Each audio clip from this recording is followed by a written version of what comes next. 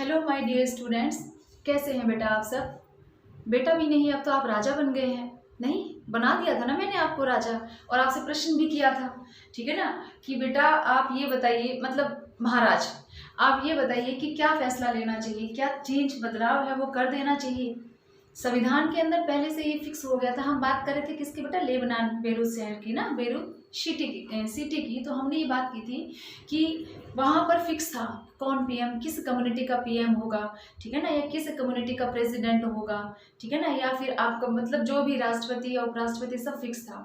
खलील की उलझन ये थी कि अगर कम्युनिटी में जो नीचे वाला पद है वो उसे पसंद ना हो और वो ऊपर वाला पद चाहे तो वो नहीं बन सकता, ठीक है ना, क्योंकि उसके फादर या मदर में से कोई भी एक जो है, ठीक है ना, वो उस कम्युनिटी का ना हो। तो ऐसा क्यों नहीं है कि इलेक्शंस कंडक्ट करवाए जाने चाहिए, और इलेक्शंस कंडक्ट करवाने के बाद जो जीत जाता है चुनाव में, ठीक है ना, उसी को वो पद मिलना चाहिए, ठीक है ना, या फिर आपकी सक्षमता के आधार पर, कैपेबिलिटी के अकॉर्डिंग होना चाहिए कि आप कितने एबल हैं, ठीक है ना, उस पद के लिए। तो देख पता है ज़्यादातर आप क्या कहेंगे, आप कहेंगे मैडम चेंज होना चाहिए, ठीक है ना। और आजकल की जो पीढ़ी है बेटा वो चेंज चाहती है, रेडिकल चेंज, फास्ट चेंजेस चाहती है, तुरंत बदलाव। तो बचपन से हम सुनते हैं कि सहज पके सो मीठा हो, कि तुरंत आप चेंज चाहते हो, लेकिन तुरंत के साथ में हमें ये भी देखना है कि ऐसा ना हो कि हम कुछ पाने के चक्कर में बहुत कुछ खो दें, ठीक है ना। बदलाव चाहिए, पर उस बदलाव के हर नतीजा जो है, उसका जो भी कंक्लूजन है, कॉन्सिक्वेंसेज जो होंगे जिसे फेस करेंगे, ठीक है ना, वो भी, या आने वाली जनरेशन है वो उसके लिए ना घुसे, उस पर भी ध्यान लगाना होता है कि बदलाव इस प्रकार का होना चाहिए जिसमें बाकी कम्युनिटीज़ हैं वो इसके लिए रेडी भी हो, उनको भी मनाना, उनको भी तैयार करना, और ज़बरदस्ती मतलब इन्फोर्स नहीं करना, सब पर उसे नहीं लाद देना, ठीक है। तो आप सबकी राय मुझे मालूम है यही होगी, लेकिन सिर्फ इसलिए कि फिर से ब्लडशेड होगा या खून खराबा होगा, ठीक है ना, और दोबारा से बहुत सारे लोग हैं वो मारे जा सकते हैं, हम बदलाव ना करें तो ये भी गलत लगता है कि उसमें कुछ व्यक्ति वास्तव में अच्छा काम कर सकते हैं, लेकिन सिर्फ इसलिए नहीं बन पा रहे बेटा क्योंकि उनके फादर या मदर उस कम्युनिटी के नहीं है जिस पद पर वो चाह रहा है कि जिस पद पर आकर वो अपने देश के लिए चेंज कर सकता है, बदलाव या विकास ला सकता है, ठीक है ना। सभी विकास चाहते हैं, परंतु सिर्फ हमने बात विकास की नहीं की थी, याद करिए, सिर्फ डेवलपमेंट नहीं, हमें सस्टेनेबल डेवलपमेंट करना है, ठीक है, और वो इतना आसान नहीं है। तो बेटा डिसीजन लेना भी बहुत मुश्किल होता है। चलिए, आप बहुत ज़्यादा बोधरशन हो गया आपके माइंड पर, है ना, तो आप फिर से बन जाइए मेरे प्यारे बच्चे, ठीक है, और आ जाइए अपने उसी बचपन में, और त्याग दीजिए पद किसका, महाराज का, ठीक है। अब मैं आपको आगे लेकर चलती हूँ, क्योंकि आप भी शायद महाराज बनने के बाद या राजा विक्रमादित्य बनने के बाद घर पे हुक्म चलाने लग गए होंगे कि मेरे लिए ये लाया जाए, ऐसे किया जाना चाहिए, है ना। तो नहीं बच्चा, वही जिंदगी अच्छी है आपकी भी और मेरी भी, तो आप मेरे प्यारे बच्चे ही बने रहिए, ठीक है। चलिए, अब हम नेक्स्ट टॉपिक पर आते हैं, और हमारा टॉपिक जो है बेटा वो है फॉर्म्स ऑफ पावर शेयरिंग, सत्ता की साझेदारी के बेटा ना, सत्ता की साझेदारी के रूप। देखो, अब हमें रूप से पहले कौन कौन से रूप हैं या फॉर्म्स जो है पावर शेयरिंग के, उससे पहले कुछ डिस्कस करना है। देखिए, पावर शेयरिंग की अगर हम बात करते हैं बेटा, तो आपका जो आइडिया है power sharing has emerged in opposition to the notions of undivided political power. और आप ये भी कह सकते हो कि फॉर अ लॉन्ग टाइम, मतलब एक लंबे समय तक बेटा आपकी एक धारणा बनी हुई थी, ऐसा माना जाता था, it was believed that all power of a government must reside in one person और ए ग्रुप ऑफ पर्सन्स, ठीक है ना, कि एक व्यक्ति या कुछ व्यक्ति, मतलब व्यक्तियों का समूह, उनके हाथ में सत्ता जो है वो होनी चाहिए, ठीक है। लेकिन इसका मतलब हम ये भी कह सकते हैं कि उसके पास अनलिमिटेड पावर हो गई है, ठीक है। Must reside in one person और group of persons located at one place, एक ही स्थान पर।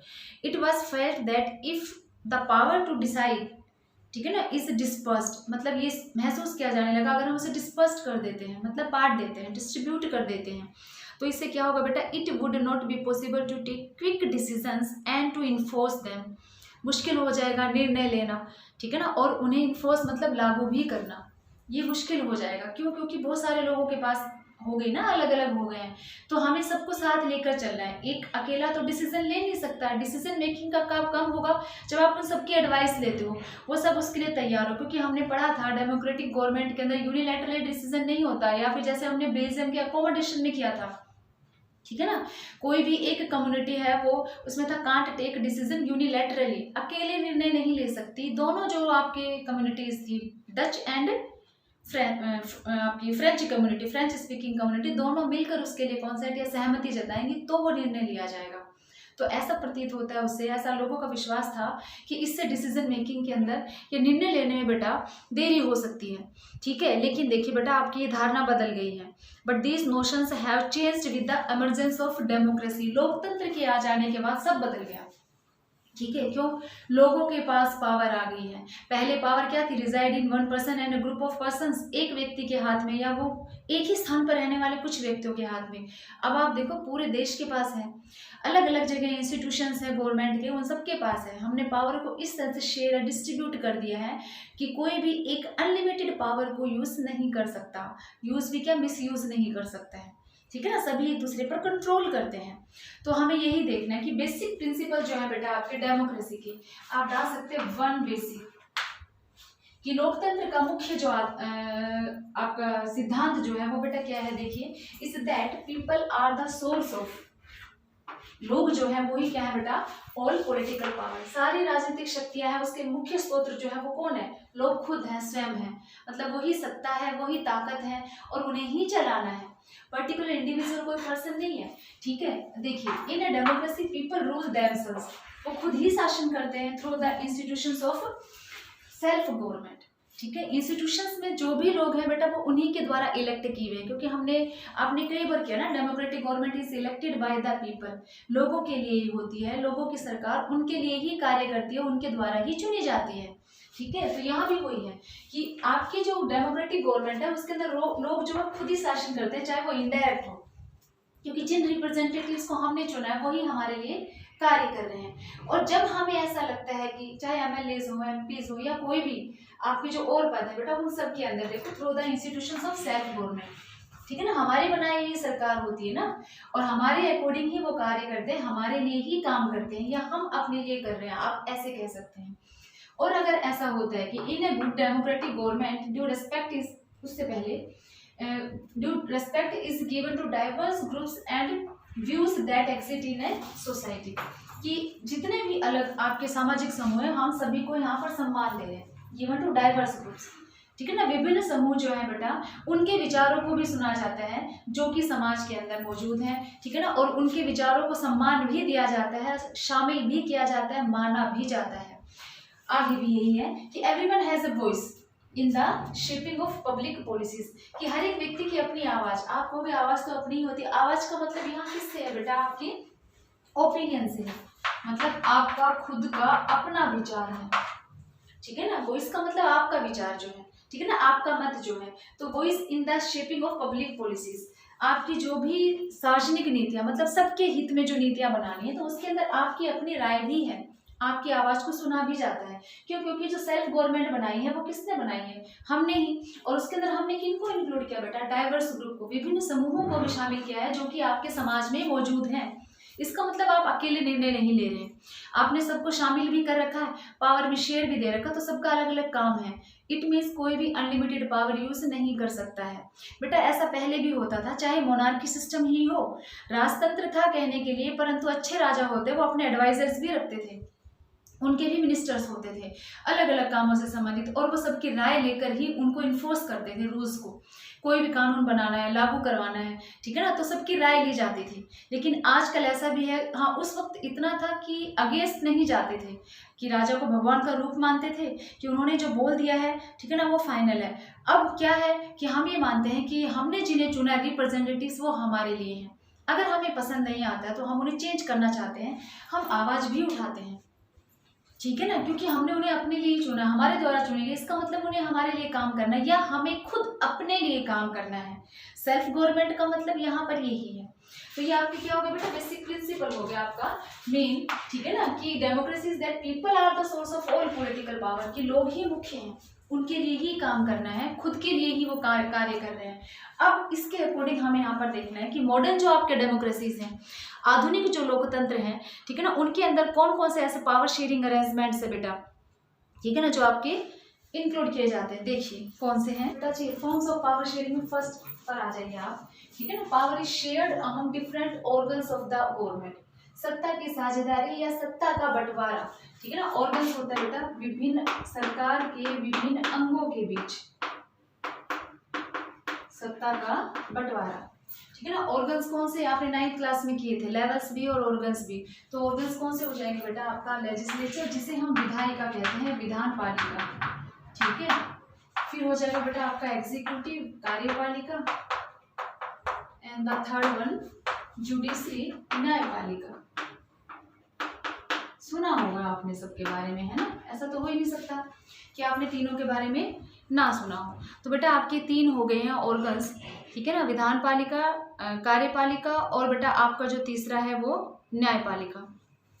देखिए अब हम आगे चलते हैं। हाँ, ये पता होना चाहिए, लेजिस्लेचर बेटा आपको पता है कानून बनाने का कार्य करती है, ठीक है ना, मतलब लॉ फ्रेमिंग का। एग्जीक्यूटिव है वो उन्हें एग्जीक्यूट करती है और फॉलो भी करती है, इन कानूनों का पालन भी करती है, ठीक है ना, कार्यान्वयन फंक्शनिंग का काम, ठीक। और आपकी जुडिशरी जो है ये डिसीजन मेकिंग का काम करती है, निर्णय देने का काम। तीनों अलग अलग हो गए, मतलब हमने सेपरेट कर दिया तीनों का काम, ठीक है, पावर को शेयर कर दिया। परंतु बेटा ऑल द 3 जो आपके ऑर्गन्स है are located at the same level, एक ही लेवल पर होते हैं, ठीक है। देखिए ये हो गया आपका this arrangement of power sharing is called horizontal distribution of power.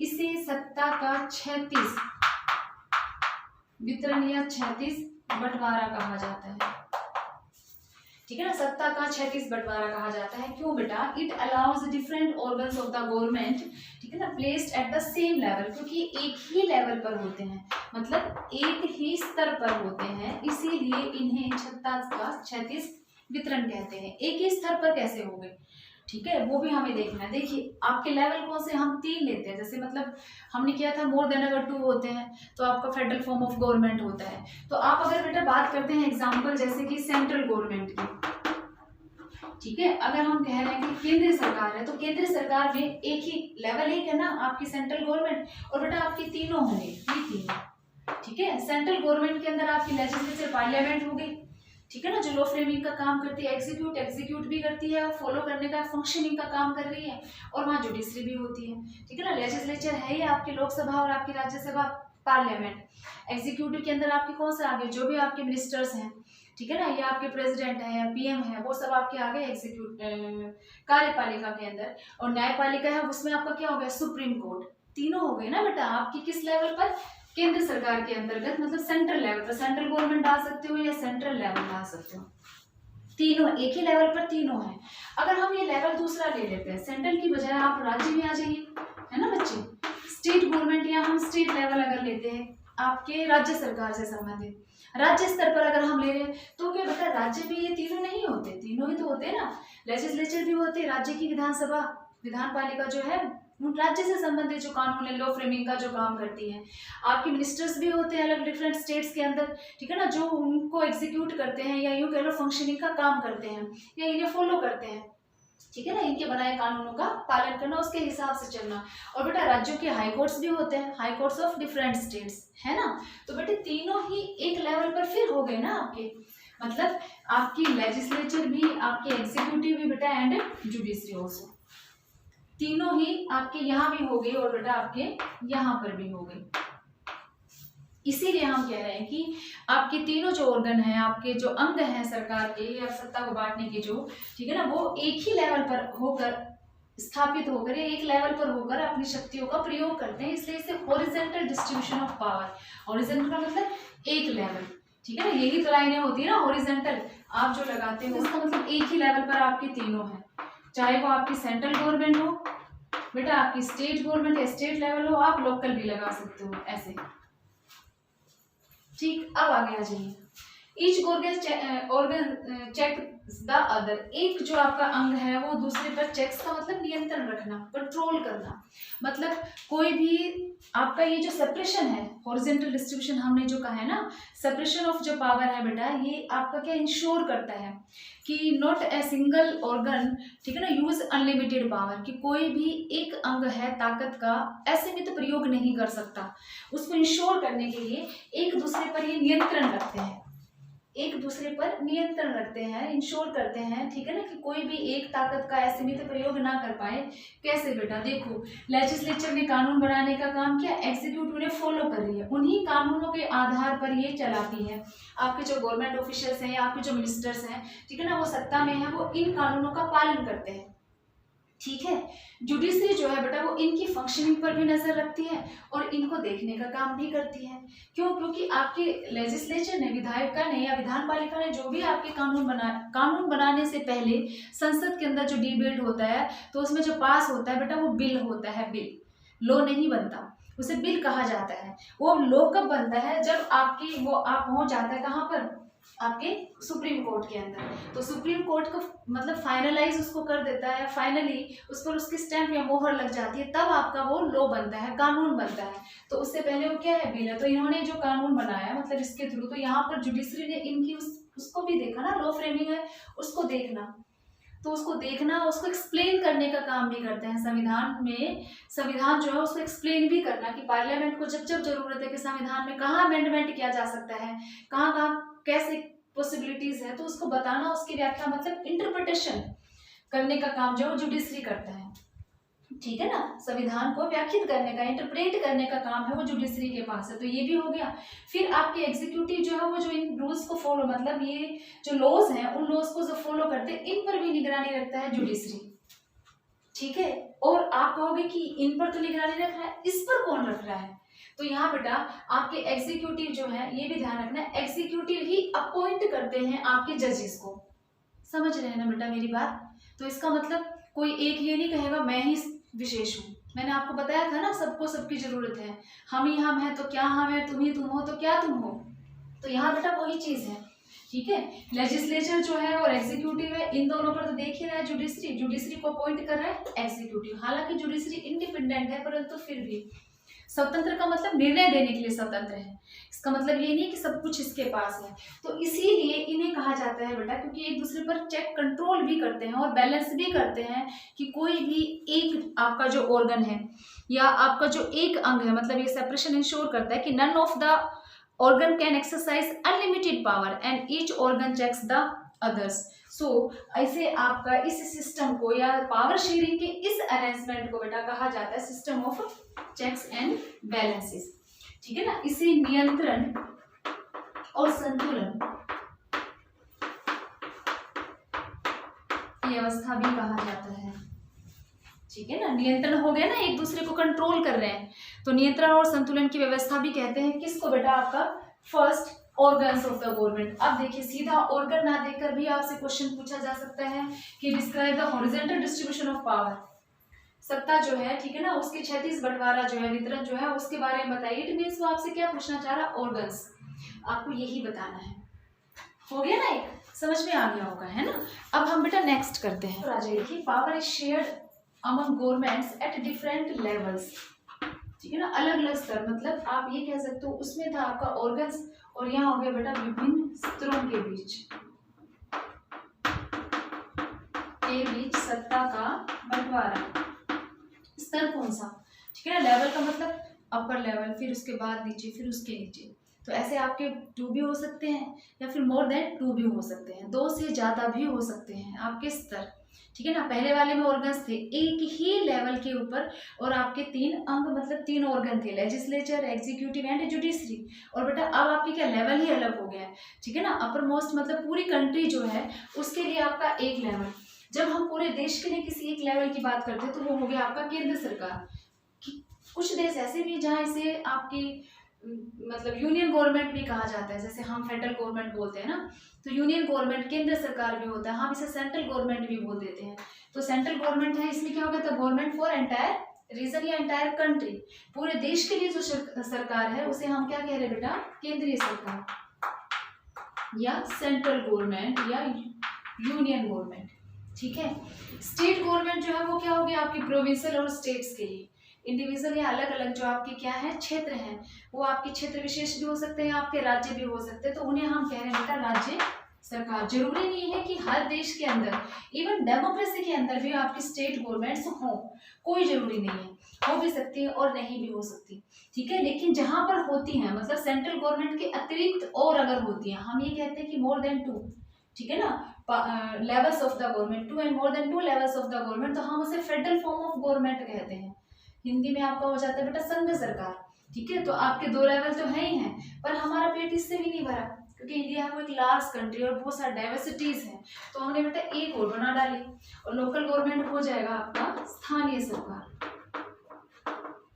ये भी डिपेंड करता है कि कंट्रीज रखते नहीं, इतने में भी संतुष्ट हो सकती है बेटा, खाली एक भी हो सकती है, ठीक है ना, कि आपकी दूसरी है वो कोई ना, जैसे श्रीलंका, बेल्जियम है उसने आपकी ये भी बनाई, स्टेट गवर्नमेंट भी बनाई, और इन दोनों के अतिरिक्त एक कम्युनिटी गवर्नमेंट भी बनाई थी, सामुदायिक सरकार। ठीक है, अब देखिए हम तीसरी जो बात करें तो लोकल गवर्नमेंट बेटा ये कौन सी हो जाएगी आपकी, म्युनिसिपैलिटी, है ना, या आप लिख सकते हो पंचायत। रूरल एरियाज के अंदर होगी बेटा आपकी पंचायतें, अर्बन एरियाज में आपकी म्युनिसिपैलिटीज होती है, नगर पालिका या फिर म्युनिसिपल कॉर्पोरेशंस होती है, नगर निगम, है ना। ठीक है, तो ये आपके क्या हो गए, अलग अलग बेटे लेवल हो गए, पूरे देश के लिए एक सबसे अपर लेवल जो होता है, upper most level, apex level जिसे कहा जाता है। फिर आपकी डिफरेंट स्टेट्स के लिए बेटा राज्य सरकार है, स्टेट गवर्नमेंट्स होगी, and the third local government है, ये स्थानीय स्तर पर हो गई। तो ये अलग अलग है आपकी रूरल एरियाज और अर्बन एरियाज के अंदर, ठीक है ना। ज्यादा बड़े शहरों के अंदर आपकी म्युनिसिपल कॉर्पोरेशन होती है, और छोटे जो है कस्बे होते हैं जैसे हमारा नारनौल, तो उसके लिए आपकी म्युनिसिपैलिटीज होती हैं, ठीक है ना, और रूरल एरियाज में आपकी पंचायतें होगी। तो ये हो गए लोकल, स्थानीय सरकार, ये लोकल सेल्फ गवर्नमेंट भी जिसे कहा जाता है, या थर्ड टायर ऑफ गवर्नमेंट भी जिसे कहा जाता है। ये तीन तो डिफरेंट लेवल हो गए। अब देखिए this is called vertical division of power, इसे सत्ता का बेटा ऊर्ध्वाधर वितरण कहा जाता है, या बंटवारा, सत्ता का ऊर्ध्वाधर। ऊर्ध्वाधर का मतलब यहाँ पर क्या, लेवल ही अलग अलग हो गए हैं। पहले एक लेवल पर आपके डिफरेंट ऑर्गन्स थे, अब आपका एक level, second and the third one, ऐसे तीन अलग अलग स्तर हो गए हैं।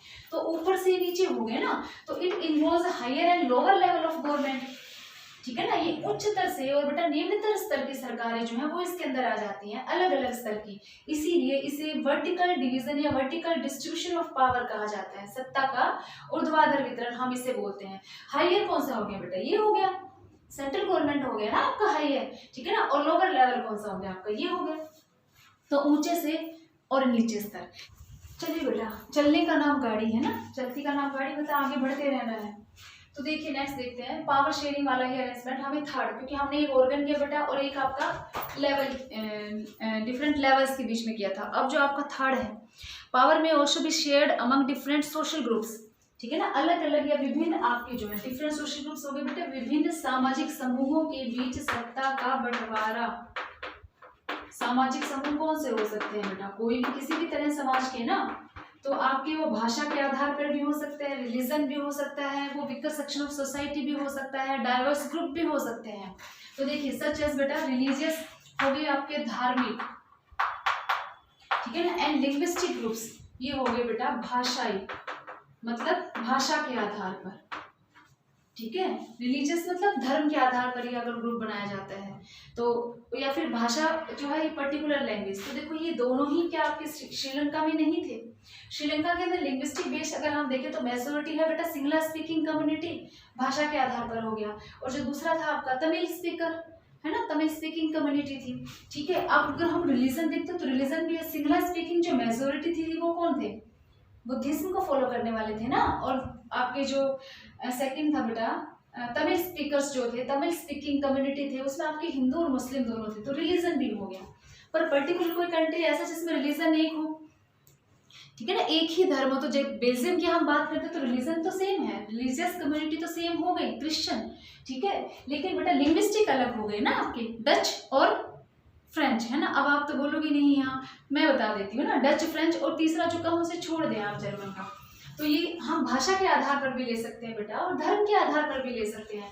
और एक एग्जाम्पल देखिए और भी लिया है, community government in Belgium is the best example of this, ये इसका अच्छा उदाहरण है, बेल्जियम की सामुदायिक सरकार, ठीक है, जो कि किसी भी एक भाषा, सॉरी बेटा, एक भाषा को बोलने वाले लोग जिसे चुनते थे, ऐसा ही था ना, चाहे वो किसी भी रीजन में रहते हो। किसी भी रीजन से क्या मतलब था, बेल्जियम में चले जाइए आप पीछे, और हमने रीजन बात की थी वैलोनिया एंड फ्लेमिश रीजन, है ना, तो किसी भी क्षेत्र में रहता हो, किसी भाषा को भी बोलता हो, एक वर्ग जो है वो ही सरकार चुनता था, जिसके कार्य है वो अलग थे।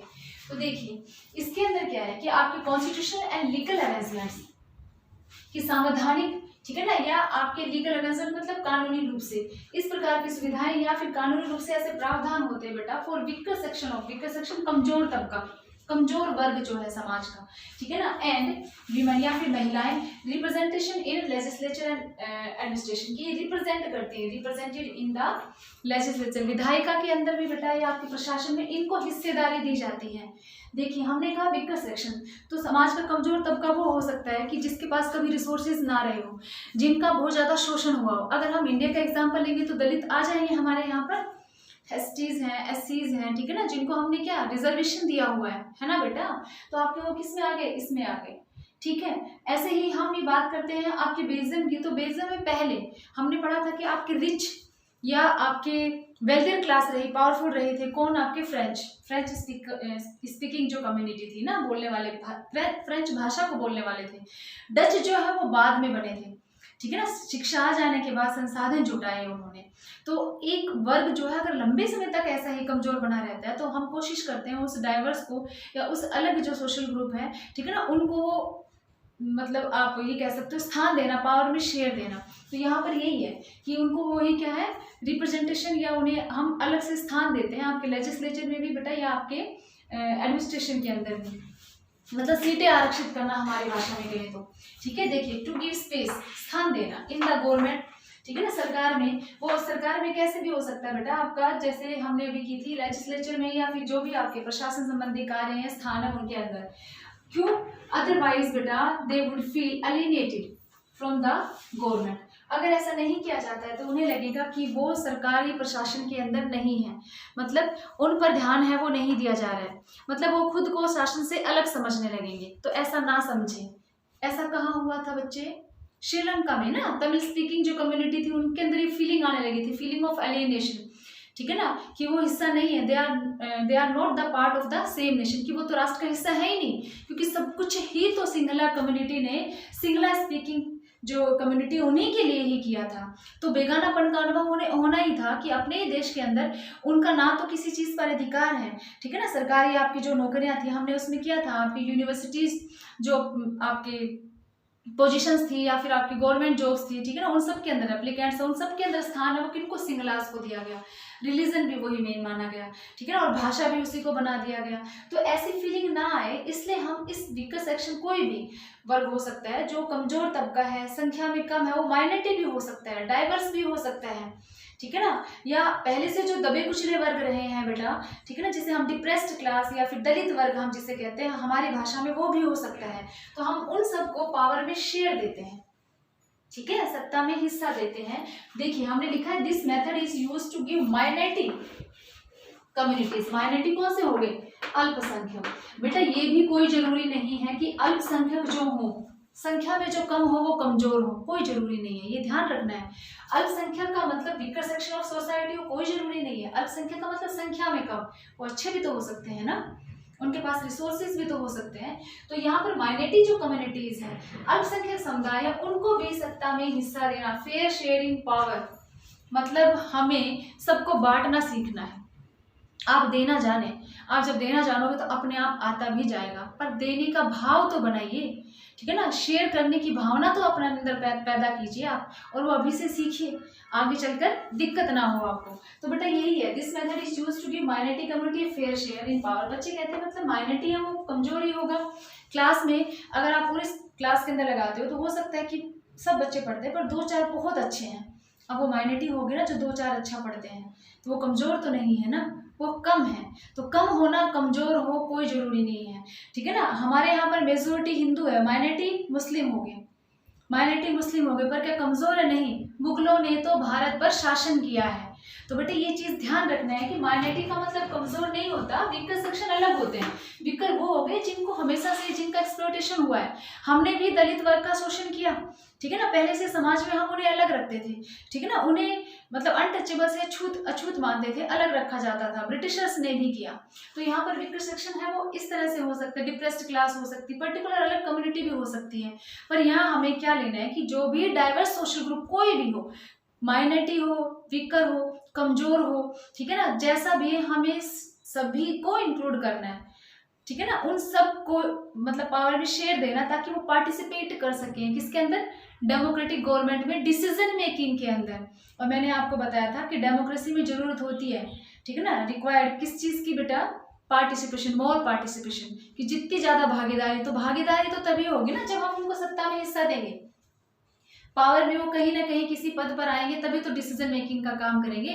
तो बेटा इसीलिए आपका एक ये भी है कि हम पावर को शेयर करते हैं डिफरेंट सोशल ग्रुप्स के अंदर, ठीक है। अब एक और कर लेते हैं बेटा, this is the last form of power sharing. बेटा आपकी सत्ता की साझेदारी का ये अंतिम रूप है, और यह है बेटा आपका power sharing arrangements can also be seen in the political parties, pressure groups and movements, control और इन्फ्लुएंस दोज इन पावर।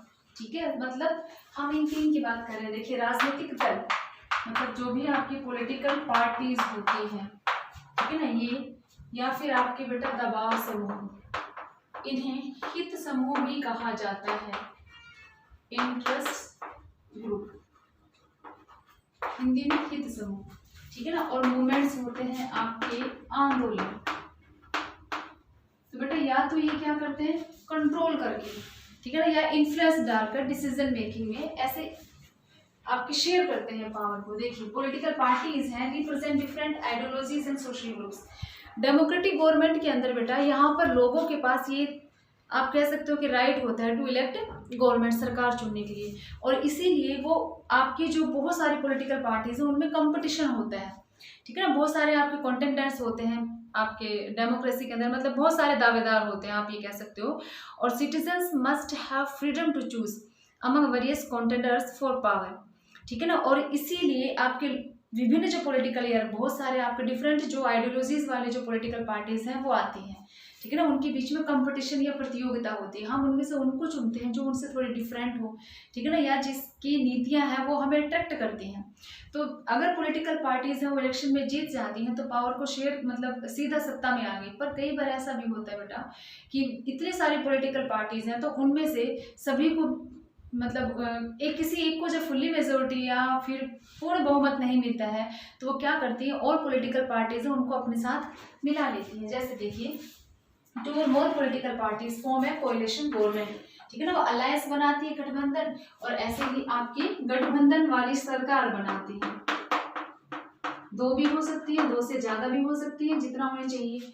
अब एक पॉलिटिकल पार्टी थी तब तो वो एक सर्वे सरवा थी, अब उसके साथ जो भी है, दो है या तीन है, वो सारी ही क्या कर रही है, पावर में शेयर कर रही है ना, वो सभी सत्ता को बांट रही है। जैसे आपने जम्मू कश्मीर का था, बीडीपी का या बीजेपी का, या महाराष्ट्र है, तो ऐसे ही आपकी क्या करती है, डिफरेंट आपकी जो पॉलिटिकल पार्टीज हैं, दो हो सकती है, दो से ज्यादा, वो अलायंस बनाती हैं और ऐसे ही सरकार बनाती है। तो उस सरकार के अंदर वो जितने भी है सारी शेयर कर रही है, वो एक नहीं है, ठीक है ना। ऐसे ही आपके बेटा इंटरेस्ट ग्रुप्स होते हैं, जिसे हम हित समूह कहते हैं, जैसे कि ट्रेडर्स का है, बिजनेसमैन का है ग्रुप, इंडस्ट्रियलिस्ट का है, ठीक है ना, ये आपके फार्मर्स है, ये इनमें से ये भी आपके किसी पॉलिटिकल पार्टीज में होते हैं मेंबर के रूप में। तो ये आप क्या करते हैं, या तो सरकार की नीतियों के ऊपर इफेक्ट डालते हैं, उसके ऊपर इफेक्ट डालते हैं, या फिर ये कंट्रोल भी करते हैं। Also will have share in government power either through participation in governmental committees और bringing influence on the decision making process, कि या तो आपकी सत्ता के अंदर सीधे, ठीक है ना, शेयर कर रहे हैं आपके ये, एदर थ्रू पार्टिसिपेशन का मतलब भाग लेकर, कि इन ग्रुप में से हमने किसी एक मेंबर को, आप देखते हैं ना कि खेल में होते हैं और खेल के बाद वो पॉलिटिक्स में चले जाते हैं, ठीक है ना, किसी और इंडस्ट्री के अंदर इंडस्ट्रियलिस्ट भी होते हैं और वो किसी पॉलिटिकल पार्टी में भी एज ए मेंबर इलेक्ट हो जाते हैं, चले जाते हैं। तो या तो वो डायरेक्ट शेयर कर रहे हैं, ठीक है ना, या फिर वो क्या कर रहे हैं कि अपनी इन कमेटीज के माध्यम से सरकार की नीतियां जो है, आपकी जो मतलब डिसीजन मेकिंग का जो काम है, निर्णय लेने की प्रक्रिया, उसके ऊपर इफेक्ट डालते हैं। तो इफेक्ट डालना भी पावर शेयरिंग होता है। या हम एक और ले सकते हैं आंदोलन करना, वो तो हम भी कर सकते हैं, ठीक है ना। कोई चीज़ या कोई भी आपको नई नीति या नया फैसला पसंद नहीं आता है तो हम उसके लिए रैलीज निकालते हैं, मूवमेंट करते हैं, ठीक है ना, सरकार के अगेंस्ट मतलब कि नारेबंदी करना, जगह जगह पर मोर्चा खोलना, ऐसा अक्सर चलता है आपके विरोध में, ठीक है ना, लोगों का खड़ा होना। तो बेटा वो आपके हो जाते हैं आंदोलन। तो ये भी आपके क्या है, एक तरीका है, ठीक है ना, सत्ता को बांटने का। तो बेटा जी ये था आपका चैप्टर, ठीक है ना, जो पूरा हो गया है। हमने डिफरेंट फॉर्म्स पढ़ी पावर शेयरिंग की, ठीक है ना। इसके पहले हमने क्या था कि पावर शेयरिंग है वो जरूरी क्यों, why power sharing is desirable. और बेटा उससे पहले हमने दो डिफरेंट आपकी कहानियां सुनी थी, श्रीलंका की, बेल्जियम की, उनके एथनिक कंपोजिशन, और फिर उसके बाद हमने क्या कि उन्होंने कौन सा पैटर्न है वो अडोप्ट किया और हमने उनसे क्या सीखा, ठीक है ना, what lessons do we learn from the stories of Sri Lanka and Belgium. ठीक है, तो अकोमोडेशन था बेल्जियम के अंदर और मैसेडोनियनिज्म था बेटा आपका श्रीलंका के अंदर। अब आप इन्हें अच्छी तरह तैयार करिए और बेटा खुश रहिए।